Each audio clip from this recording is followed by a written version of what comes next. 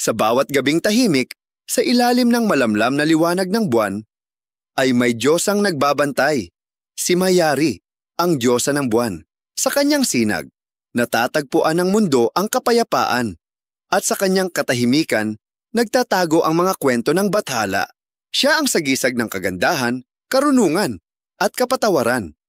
Sa bawat gabing tinatabunan ng dilim, si Mayari ang paalala na may liwanag pa rin, kahit sa oras ng kawalan ng pag-asa. Ito ang kanyang kwento.